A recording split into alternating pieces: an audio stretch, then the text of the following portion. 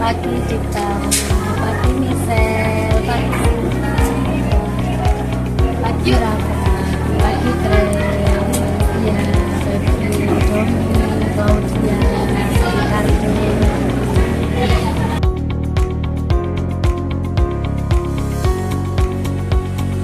Selamat pagi anak-anakku semua. Berkah dalam. Tetap semangat semua. Kalau tetap semangat, tambah semangat, kita ucapkan gel-gel. Mari kita berdiri. Masih ingat ya anak-anak tentang gel-gel kita? Untuk menambah semangat kita. Ibu yang memimpin. Oke? Siap? SNPN 13.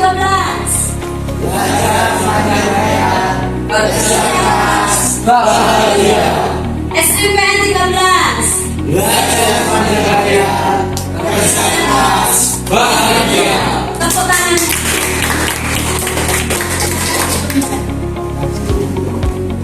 Anak-anak yang terkasih di dalam Tuhan, pada pagi yang cerah ini, Diana kembali mengajak kalian untuk mengikuti pelajaran pendidikan agama Katolik dan budi pekerti.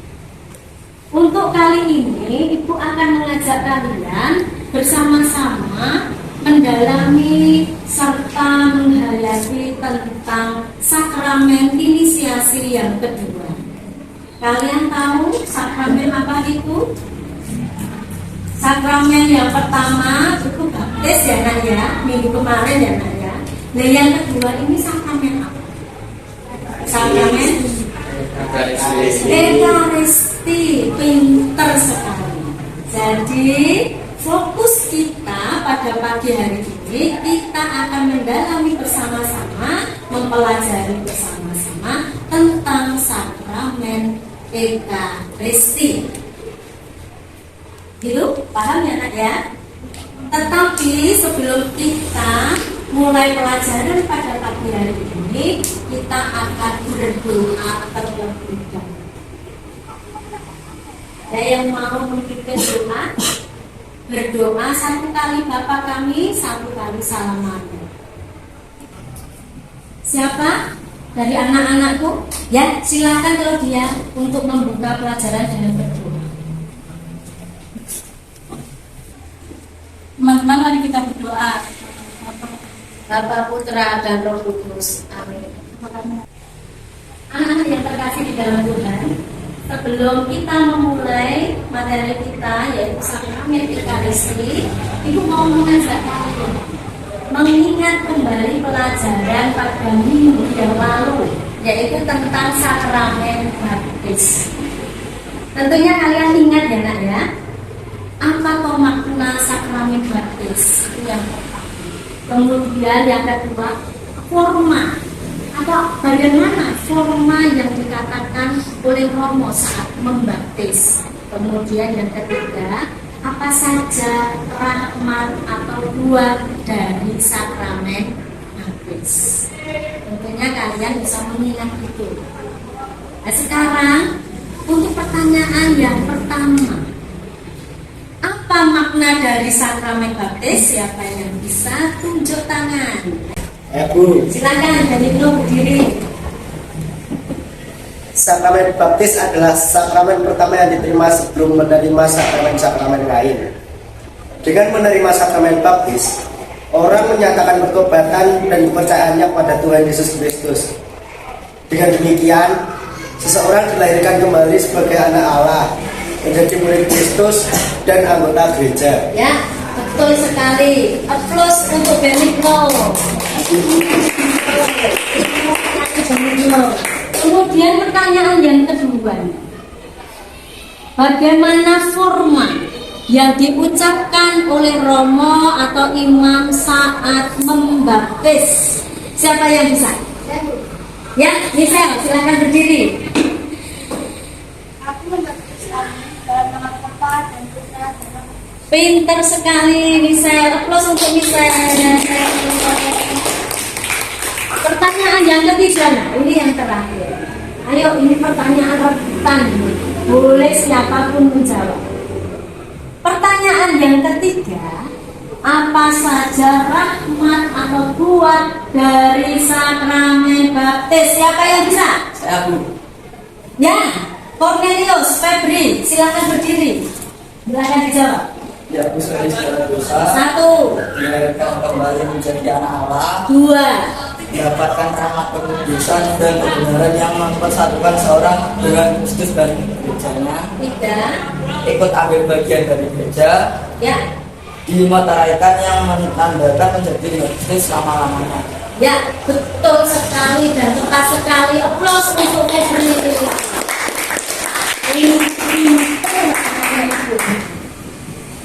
Pintar sekali, Ibu bangga dengan kalian.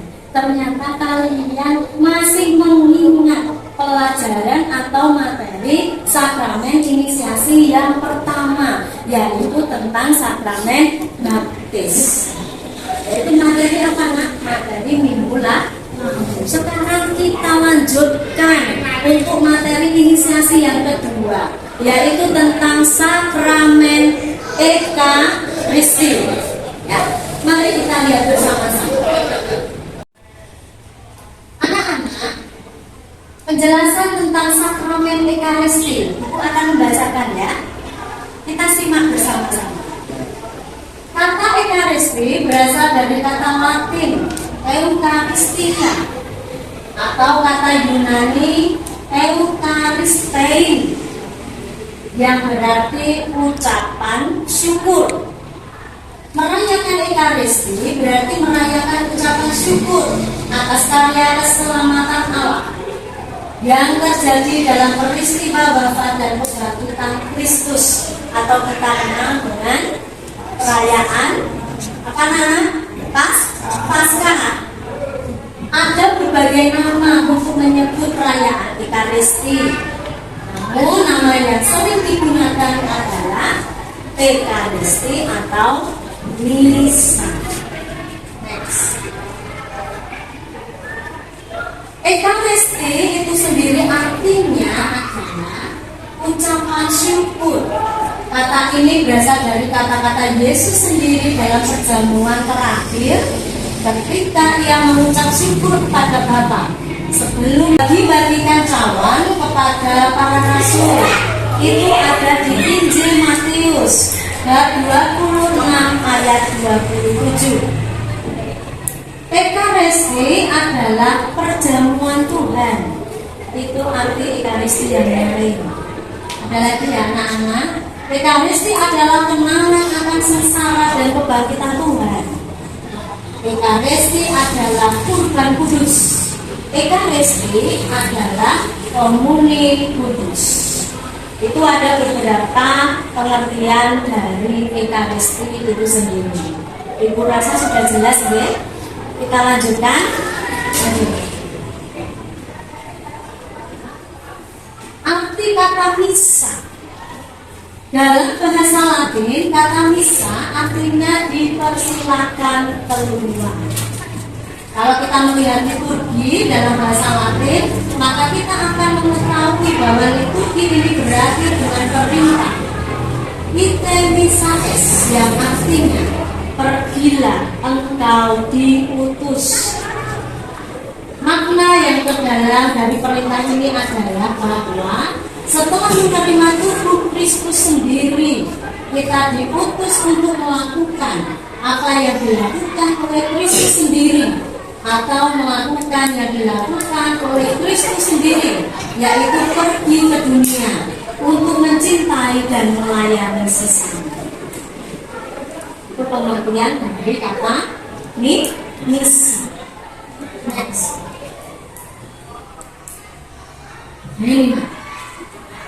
Ini ada ajaran dari gereja yang Ibu ambil dari Lumen Gentium artikel 11 yang menyatakan bahwa Ekaristi sebagai sumber dan puncak seluruh hidup Kristiani. Perayaan Ekaristi diimani sebagai sumber dan puncak kehidupan Kristiani. Di dalamnya terdapat tindakan pengudusan yang paling istimewa oleh Allah kepada umat beriman. Karena terdapat kehadiran kelahiran dan pengorbanan Yesus Kristus dalam rupa tubuh dan darahnya atau sakramen Ekaristi itu sendiri. Ekaristi juga menjadi tindakan penyembahan yang paling istimewa oleh umat beriman kepada Allah. Ekaristi juga menjadi representasi umat beriman terhubung dengan liturgi di surga. Betapa pentingnya sakramen ini sehingga partisipasi dalam perayaan Ekaristi atau misa dipandang sebagai kewajiban pada setiap hari Minggu dan hari raya khusus, serta dianjurkan untuk hari-hari lainnya. Jadi kalau kita pergi ke gereja itu tidak hanya setiap hari Minggu, tetapi juga pada perayaan-perayaan khusus yang ada di dalam gereja. Sampai di sini ada pertanyaan anak-anak? Saya Bu. Ya, silakan singkat. Tanya apa? Perayaan khusus itu apa? Ini tentang perayaan khusus yang diadakan atau dilaksanakan di dalam gereja, di dalam misa Ekaristi. Ya, maka Sinta, Ibu berusaha untuk menjawab ya Nak ya. Perayaan-perayaan khusus contohnya kenaikan Tuhan Yesus ke surga, itu perayaan khusus. Meskipun itu jatuhnya tidak di hari Minggu atau misalkan di hari Kamis atau di hari Rabu, kita wajib ke gereja untuk melaksanakan perayaan khusus misa Ekaristi untuk memperingati dan melanjutkan Tuhan Yesus ke surga. Kemudian yang kedua, perayaan Pentakosta. Ya Nak ya, seperti hari raya kita, Natal, Paskah dan lain sebagainya. Itu adalah perayaan-perayaan khusus yang kita wajib ikut perayaan Ekaristi di dalam gereja. Ada lagi yang mau bertanya, silakan selain Sinta. Sinta, terima kasih pertanyaan yang bagus sekali. Ada yang lain atau sudah jelas? Jelas. Kalau sudah jelas, Ibu lanjutkan ya. Next. Masih seputar dari Lumen Gentium, artikel 11. Sakramen Ekaristi berasal dari Yesus sendiri. Dalam perjamuan terakhir bersama para murid, Yesus mengucap syukur dan memberikan pesannya. Inilah tubuhku yang diserahkan bagi kamu. Perbuatlah ini menjadi kenangan akan aku. Ia juga berkata, cawan ini adalah perjanjian baru oleh darahku yang ditumpahkan bagimu. Ia juga memberikan perintah untuk melakukan hal itu sebagai kenangan akan dirinya. Perbuatan ini menjadi peringatan akan aku. Nah, biasanya peristiwa pengucapan oleh Romo yang memimpin misa Ekaristi ini dinamakan apa ya?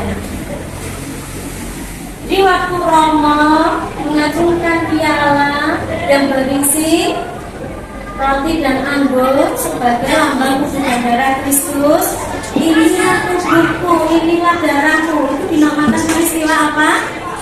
Kita ucapkan bersama-sama, yaitu peristiwa konsekrasi. Kalau diingat, ya. Perjamuan Tuhan diteruskan oleh gereja dalam perjamuan Ekaristi. Perjamuan Ekaristi adalah peringatan syukur untuk mengenangkan dan sekaligus menghadirkan kembali Yesus yang mempersembahkan dirinya dalam kematian salib demi keselamatan manusia sesuai dengan perintah Yesus. Melalui Ekaristi kita mengambil bagian dari tubuh dan darah Yesus Kristus atau komuni suci serta turut serta dalam pengorbanan dirinya. Roti dan anggur ditransformasi menjadi tubuh dan darah Kristus. Perubahan ini disebut transubstansiasi.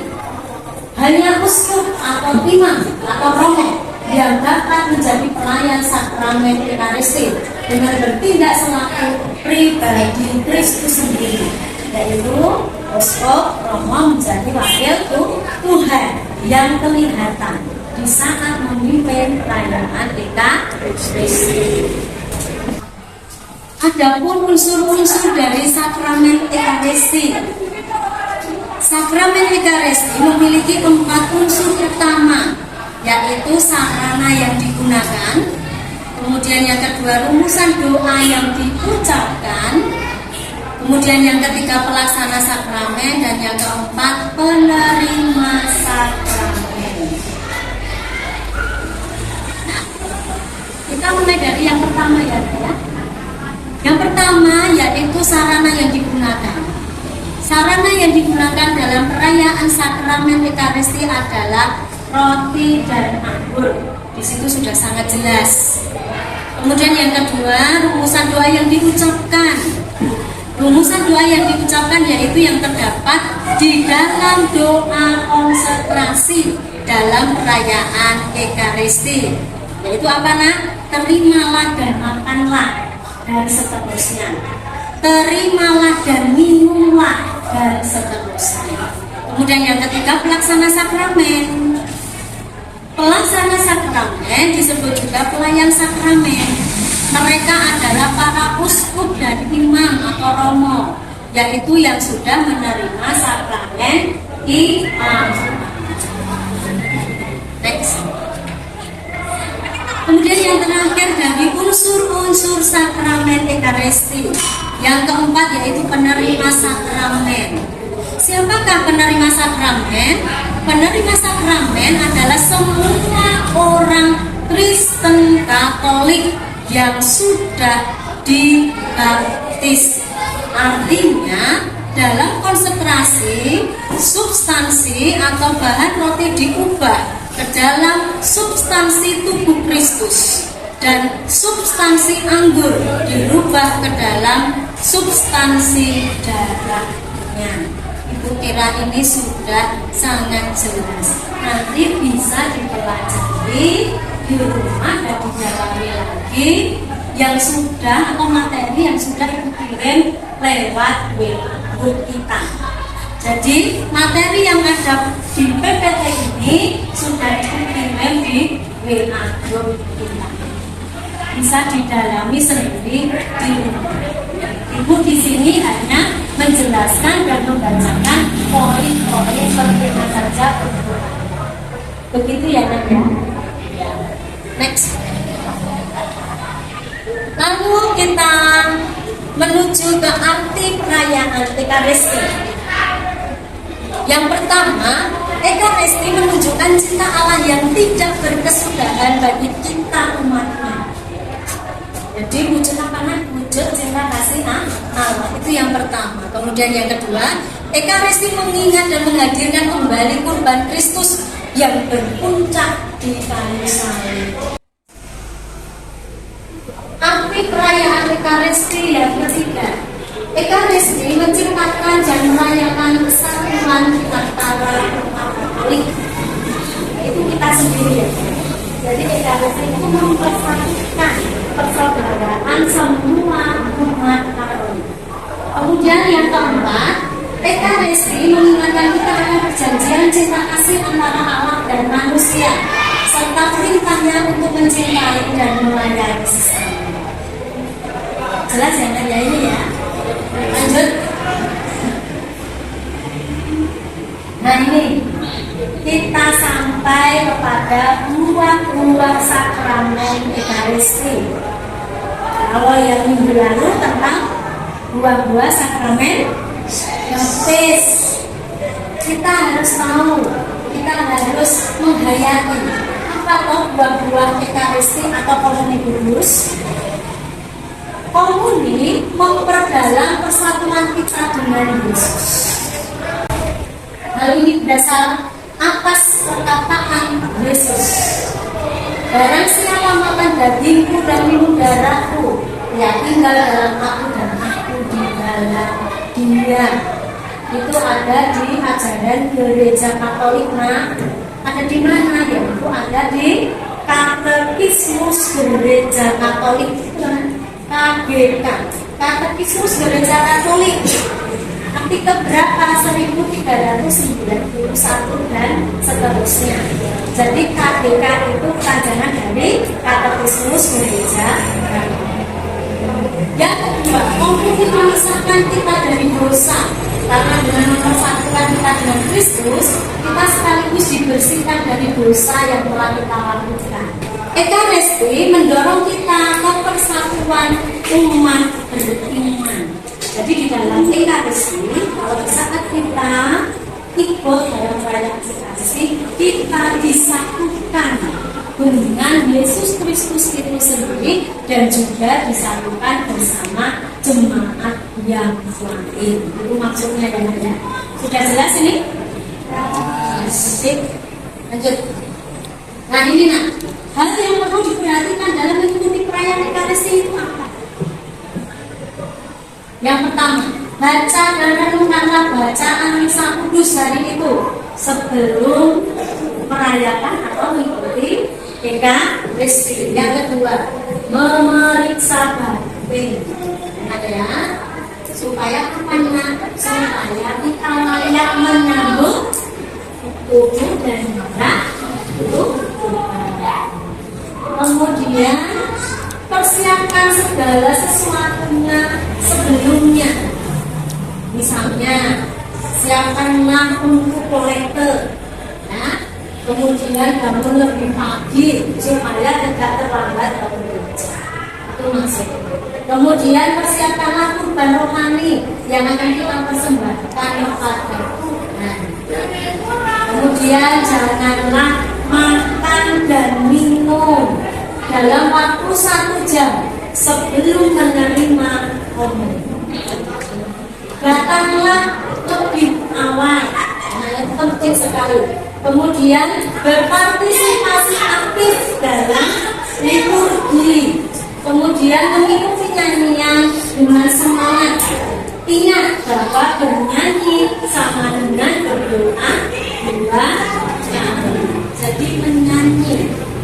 Biasanya kalau kita belajar menyanyi itu waktu mau masuk pertama itu yang lagu pembuka, kemudian lagu penutup dan lagu-lagu yang lain. Kita menyanyi dengan semangat. Yang dipimpin oleh anggota yang sudah ada, disitu kita mengikuti menyanyi dengan semangat.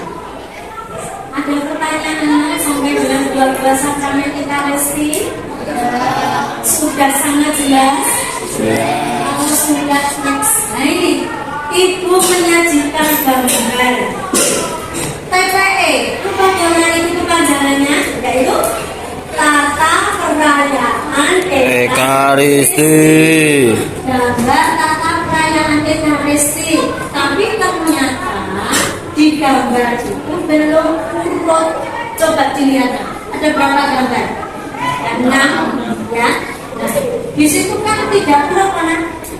Terus di gereja langsung menerima komunion kudus. Ya, jadi ini tugas untuk kalian.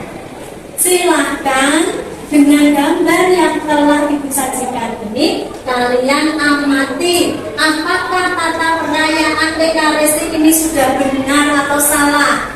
Nah, tugas kalian silahkan mengurutkan tata perayaan Ekaristi yang benar dari awal sampai akhir. Jelas ya kan? Jelas. Kalian mengerjakan secara mandiri. Seperti biasa, silakan dikumpulkan nanti di screenshot. Jadi kalian jawab dulu pertanyaannya di buku tulis agama kalian, kemudian di screenshot, terus dikirim lewat grup atau bisa begitu ya sayang, tugas kalian. Paham, Bu? Sudah paham semuanya? Kalau sudah paham, next. Nah, kita menyimpulkan bersama-sama. Kesimpulannya apa? Inti materi dari sakramen Ekaristi itu apa? Mari kita lihat bersama-sama. Kita dalami bersama-sama. Kesimpulan di sini, Ekaristi hendaknya bukan sebagai suatu formalitas atau kewajiban saja yang setiap minggu harus didatangi, melainkan menjadi kebutuhan hakiki dalam hidup sebagai orang beriman Katolik. Layaknya orang hidup perlu makan, minum, sandang, papan, dan sebagainya. Kalau sebatas kewajiban orang datang ke Ekaristi akan sebatas fisik, tanpa menyadari kehadiran Tuhan, ia akan melamun, mengantuk, tidur, omong dewe. main HP dan sebagainya.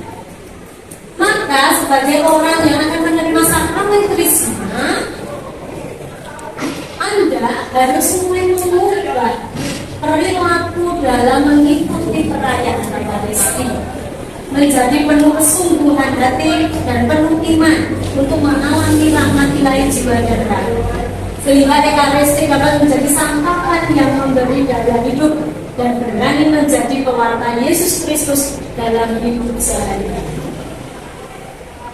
Di sini Ibu mengkaitkan dengan sakramen Krisma karena sebagian banyak dari kalian itu belum menerima sakramen Krisma.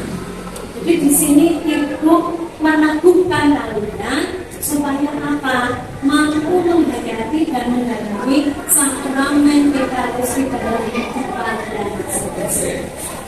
Untuk apa? Untuk persiapan nanti kalau kalian sudah saatnya ikut pembinaan sakramen Krisma. Begitu ya Kak ya. Kesimpulannya sudah sangat jelas. Kalau sudah jelas, Ibu akan membagikan kelompok kalian. Jadi kalian akan dibagi dalam kelompok. Ibu membagi seperti minggu yang lalu, ada 3 kelompok saja. Nanti silahkan berhitung dengan angka yang ada 1, 2, 3 begitu terusnya. Paham ini? Ini saatnya untuk bekerja di dalam kelompok. Anak-anak, silakan untuk melihat ke depan dulu. Lihat dulu di sini. Ibu sudah membawa lembar kerja peserta didik yang akan Ibu bagikan untuk kelompok kalian masing-masing. Jadi nanti silakan dikerjakan di dalam kelompok dan harapan Ibu kalian bisa bekerja sama semuanya dengan baik dan semuanya selesai dengan baik juga. Begitu ya sayang. Terima kasih Bu.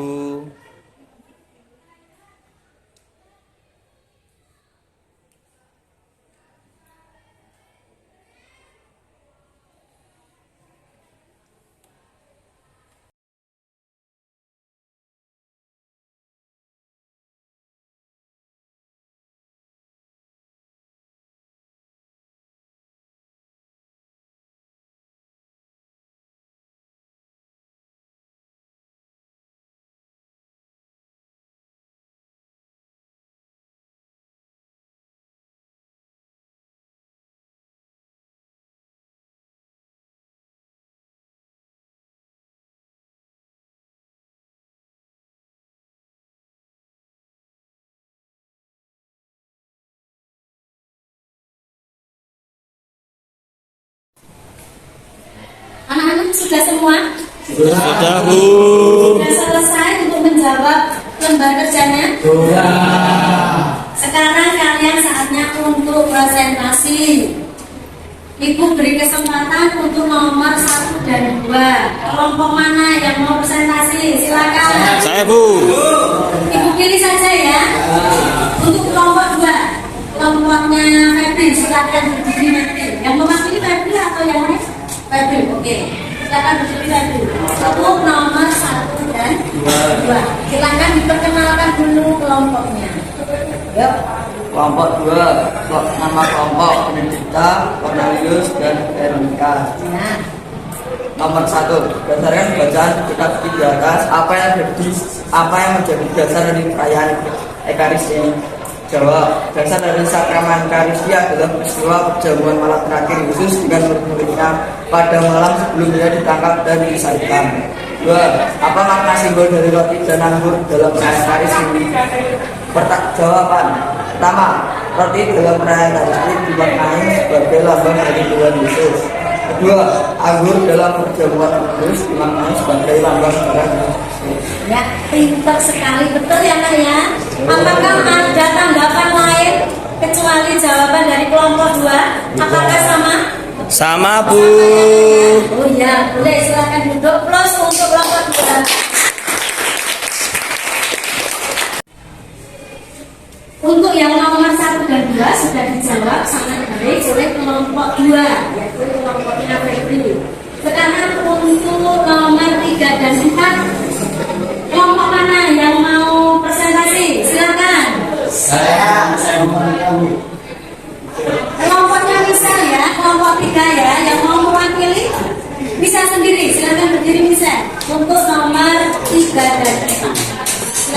Jawab.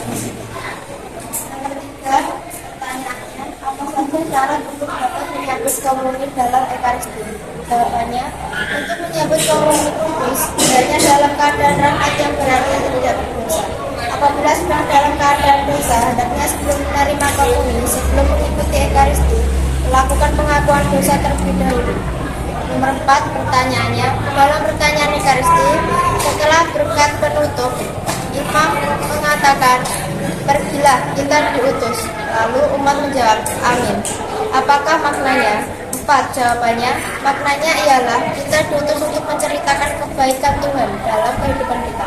Dengan kata lain, tugas dan panggilan kita sebagai umat Allah ialah mewartakan. Kita mewartakan imam kita dalam perkataan dan perbuatan baik seturut kehendak Allah, yakni pewartaan yang tulus. Ya, pintar sekali tadi Ibu. Kok belum mendengar ya? Anggota kelompok 3 itu siapa saja misalnya? Anggota kelompok 3, 1 misal, 2 Domitus, 3 Christian. Ya, terima kasih. Applause untuk anak-anak. Kita sudah selesai belajar di dalam kelompok. Ibu kira semuanya sudah sangat jelas ya? Sudah, Bu. Ibu melihat kalian presentasi jawabannya sudah sangat baik sekali. Ibu senang mendengarnya. Ternyata apa yang kita pelajari kalian dalami sungguh-sungguh tentang makna sakramen Ekaristi khususnya. Sekarang selanjutnya anak-anak silakan menghadap ke depan lagi. Tidak apa-apa situasinya seperti ini di dalam kelompok. Ya, Nak ya. Ini ada tugas refleksi untuk kalian.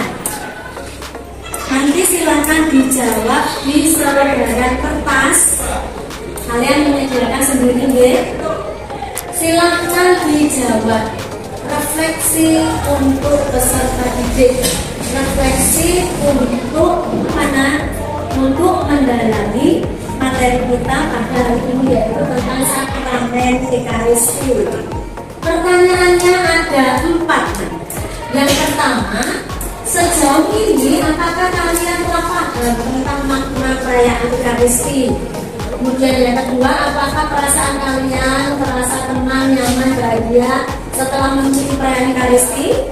Kemudian yang ketiga, apakah sikap kalian selama ini dalam mengikuti perayaan Ekaristi sudah baik?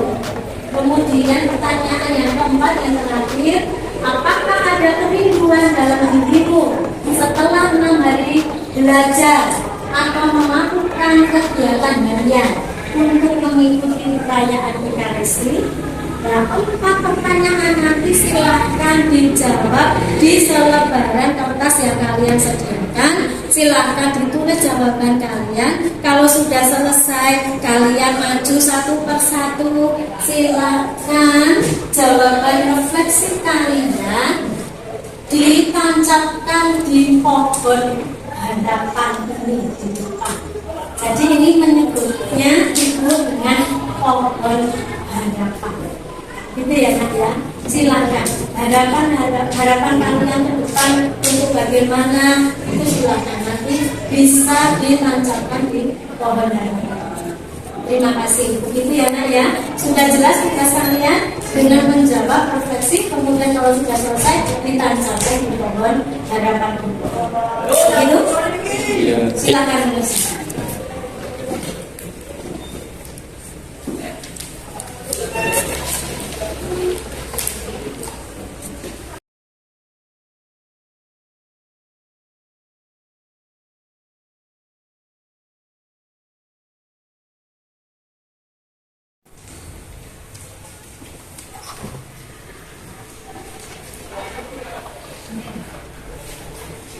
Terima kasih. Ini sudah diawali dari Febri, bagus sekali. Ayo anak-anakku yang lain silakan menyusul untuk menancapkan harapan-harapan kalian dalam mendalami perayaan Ekaristi, dalam mendalami atau menghayati makna Ekaristi dalam hidupmu. Ayo Nak, supaya apa Nak? Agar iman kita tumbuh menjadi dewasa. Silakan harapan-harapan kalian dalam memaknai perayaan Ekaristi ditancapkan di dalam pohon harapan, supaya iman kalian menjadi dewasa, berkembang menjadi dewasa dan lebih baik lagi. Pintar sekali. Sudah semua ini saya? Sudah ya. Terima kasih karena ini merupakan harapan kalian untuk memaknai dan menghayati sakramen Ekaristi dalam hidup kalian masing-masing. Supaya apa nak? Supaya bertumbuh kembang imanmu menjadi lebih dewasa, lebih baik dan mampu melayani sesama dalam Tuhan. Begitu ya nak ya? Pintar sekali. Terima kasih ya. Ini akan Ibu simpan supaya Tuhan mendengarkan apa yang menjadi harapan kalian. Untuk selanjutnya anak-anak, seperti biasa, setelah ada refleksi dan aksi yang sudah kalian lakukan, menancapkan harapan di pohon harapan, untuk selanjutnya seperti biasa Ibu akan mengadakan ulangan harian khusus untuk materi sakramen Ekaristi. Dan seperti biasa nanti misalkan ada anak yang nilainya kurang, akan Ibu adakan remedial. Begitu ya sayang? Bisa dipahami penjelasan ini? Bisa, Bu. Sudah tidak ada pertanyaan atau ada pertanyaan? Sudah sangat jelas? Sudah. Kalau sudah jelas semuanya, bisa kita akhiri pelajaran kita pada pagi hari ini? Bisa. Mari kita berdiri untuk berdoa bersama. Yuk. Kita semuanya berdiri untuk berdoa. Mari anak-anak yang terkasih di dalam Tuhan Yesus Kristus, kita akhiri pelajaran kita pada pagi hari ini dengan doa penutup yang akan dipimpin oleh teman kalian Benigno.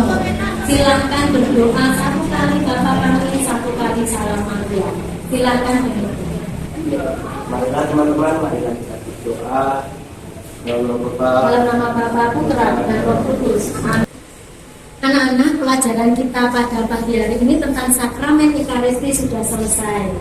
Nanti Ibu mohon mejanya dirapikan dan dikembalikan seperti semula sebelum kalian keluar untuk istirahat.